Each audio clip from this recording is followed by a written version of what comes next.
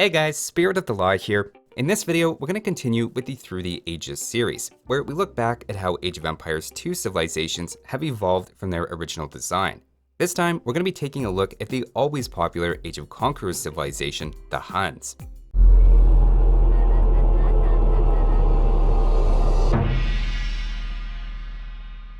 Now, Huns have a very special place in AoE2 history, specifically with the classic Hun Wars, which I can only describe as a cultural phenomenon within the competitive sphere of the game.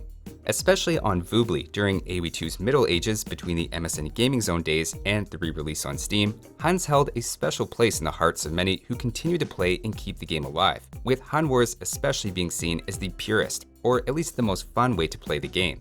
I am getting a little ahead of myself here though, and let's go back and start at the beginning. In 1999, after the critical and commercial success of Age of Kings, work began on a follow-up expansion, the Conquerors. Now, Huns may initially seem like a strange choice in a medieval strategy game, as they weren't a medieval power, and in fact lost most of their relevance by the time historians consider just the start of the Middle Ages. Luckily, the lead designer of the expansion, the legendary Sandy Peterson, has some interviews documenting his thoughts at the time leading up to release that give us some insights about what they were thinking behind the scenes. When asked why they picked the Huns instead of Magyars, Slavs, or Russians, etc., his answer was simply that Huns were famous and exciting, while making for terrific bad guys. Certainly, the campaign has you roleplay as a conqueror and destroyer as opposed to a builder for a change.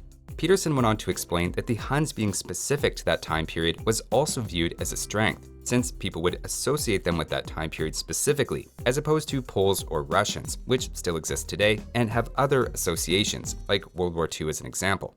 I have to believe the choice of Huns also made things a bit easier in other ways, as when you start including civilizations that still exist, at times it feels like nationalism can start to creep in. And I'm sure the current developers can attest you have to be very careful with how you present cultures in the game if people who identify with the culture are still around today. With the decision of Huns being made, the devs then decided to lean into the cavalry archer side of them, and at release they were very similar to how they are in 2023. They had their 20% faster working stables team bonus, didn't need houses, but started with 100 less wood. Their cavalry archers were discounted 25% in Castle Age and 30% in Imperial, and their trebuchets had 30% more accuracy. The lack of houses was quite revolutionary at the time, and one of the most extreme bonuses from a gameplay perspective. Ahead of release, Peterson was questioned about how that could possibly be balanced, but he seemed confident one way or another they could make it work, and as it turns out, it hasn't needed tweaking in all these years.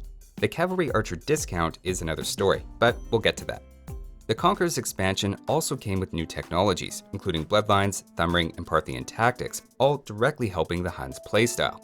This is also when unique techs were added, and the Huns was among the most unusual, adding just over 8 minutes to Wonder and Relic victories, as well as reducing the cost of spies by 50%. In one of the most surprising quotes I've come across, Peterson actually says it was the coolest of the 18 unique techs in his opinion. While it's certainly an unusual one, as the majority of techs did something more straightforward, like increasing HP or some other stat, in practice the Huns' unique tech seemed designed specifically for Mission 6 of the Attila campaign, where you had to race to destroy cities as they try for a wonder victory. Outside of that, there's arguably a few very niche cases like regicide games where it was used, but for the most part it was widely considered useless in competitive games, which tended to be played with the conquest victory condition. It could be that Wonder or Relic victories were more common in internal playtesting with the devs, and elsewhere Peterson comments on the Huns Wonder as being one he likes, but that it'll be one of the least seen buildings in the game, about as rare as a Goth Wonder. The way I read this is that they originally envisioned defensive civilizations, like Byzantines, Teutons, and Koreans, would be going for Wonder victories regularly, while Huns and Goths, as aggressive civilizations, would not be doing that. Another interesting note is that Peterson listed Huns as one of his 2 favorite of the new civilizations, along with Aztecs. That was an opinion quickly shared by the competitive scene as well, and as I mentioned, a cultural phenomenon quickly arose referred to as Hun Wars, where players would both choose Huns, usually on the map Arabia. There's probably a few reasons this became such a popular format, but the most obvious contributors were first that Huns couldn't build houses, encouraging a lot more aggression than usual. Remember, houses used to have more HP and melee armor, so house walls were much stronger back in the day, and taking them out of the equation suddenly made every map feel more open. Huns could also go for any mix of scouts, archers, or militia, while then having the choice of going one or more of crossbows, knights, or cavalry archers as a follow-up. Especially back in the day, even going purely for trash units was relatively common, though that's fallen out of the meta for at least a decade. It is hard to compare modern strategies to old ones with so many more years to figure the game out, and now that lag is virtually removed from the game, on top of all of the other balance changes. Throughout all of it though, Huns were seen as an extremely flexible civilization, and a mirror match made for dynamic, exciting games, with even a few tournaments themed specifically around Hun Wars. That's not to say that everyone loved them though, and you can find examples of Hun fatigue in Barbecue Turkman commentaries in 2014, acknowledging complaints from casual viewers they were sick of Hun War games, and a similar sentiment can be found on AoE Zone posts at the time. If you didn't play during this period, it's hard to overemphasize how much the Huns were embedded into the culture of competitive play. And even on the casual side of things, Huns were unquestionably a try-hard civilization, reminiscent of the reputation Franks have at the moment on the ladder. This brings us though to the Forgotten expansion, which along with the new civilizations like Magyars and Indians, also came with extensive balance changes to bring more parity between civilizations. Inevitably, Huns as an undisputed top 3 civ were going to be in the crosshairs. First off, the Cavalry Archer discount was reduced, slowing down the potential snowball, especially in Castle Age. Second, the Castle Age unique techs were added, with Huns picking up Marauders, letting them train Tarkans at the stable. Tarkans were, until this point, seen as a pretty much useless unique unit, with lower HP, armor, and attack than they have now. The expansions addressed this by bringing up their HP by 10 and their attack by 1, and would later be buffed even further. In addition, this is when Huns lost Cannon Galleon and Treadmill Crane. That might sound random, but Treadmill Crane especially was clearly a nerf to deathmatch, which was a little more popular at that time, and between not building houses, having faster working stables, and Treadmill Crane to build your stables faster, they were pretty overwhelming in the first few minutes. To the extent that Huns were a go-to pick when you needed a win on a random map game, that was even more true on deathmatch, though there was some debate at the time if Goths were maybe on a similar level. Shortly afterward, African kingdoms doubled down on the Huns' new direction of their nerfs. Cavalry Archers had their discount dropped even more to now just 10% in Castle Age and 20% in Imperial, while Marauders was also made cheaper and Tarkans were buffed again, this time to their Pierce armor.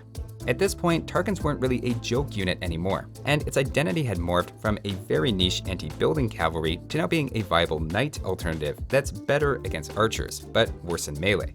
It wasn't too long after this point that online win rate stats started to become available, and the first public stats coming in March of 2019 showed Huns had the 4th best performance online within the HD version's ranked ladder, this being after their Cavalry Archer nerfs. This definitely was not a surprise to anyone, except to people maybe expecting them a little higher, as even after the nerfs, Huns retained their overall flexibility and aggressiveness. There was no question they were stronger back with their original Cavalry Archer discount, and that wasn't fully made up for it with revamped Tarkans. But in the words of MemTV, Huns are Huns, and will probably always be a good civilization. All of this meant going to Definitive Edition, there wasn't really a need to change too much about the Huns balance-wise, and they actually came out as one of the least changed in the flurry of 2020 monthly patches. They temporarily had supplies for their infantry, but that didn't really suit their playstyle, so it was later removed, and for a long time there were no other major changes to their core units or gameplay. Eventually, the developers finally decided to tweak Atheism, removing the Spies discount and instead replacing it with a 50% reduced gold generation for enemy relics, while also having its 500 gold cost reduced to 300 wood. And finally, most recently, the new Droman unit was added to the Hun tech tree, since a gunpowder naval unit for Huns never made a lot of sense and was taken away years ago. But it was clear they'd still benefit from some sort of bombardment unit on water maps. And that's where they stand today, as Huns continue to be a top civilization, currently number 8 on the ladder this patch, and always reliably in the top 10. These days, they're actually most popular with lower rated players, maybe in contrast to their competitive Hun Wars reputation, no doubt thanks to the lack of houses as an appealing bonus for beginners, simplifying the early game. Maybe more than any other civilization though, I would argue Huns have had a profound impact on the game. First, their popularity and dominance in the culture, especially prior to Definitive Edition. Second, the boundary pushing of removing houses, setting a precedent for more radical sorts of bonuses that would come in the later expansions. And third, the fact they extended the game's timeline forward, which paved the road for Romans to eventually be introduced as a civilization. Love them or hate them, Huns are Huns, and have certainly made their mark and continue to be a gateway civilization for many players. Speaking personally, the Huns were my first favorite civilization, and there was nothing quite as fun as dominating my friends at school with Hun Cavalry Archers. That'll do it for this installment of the Through the Ages series though. Thanks for watching, and I'll see you next time.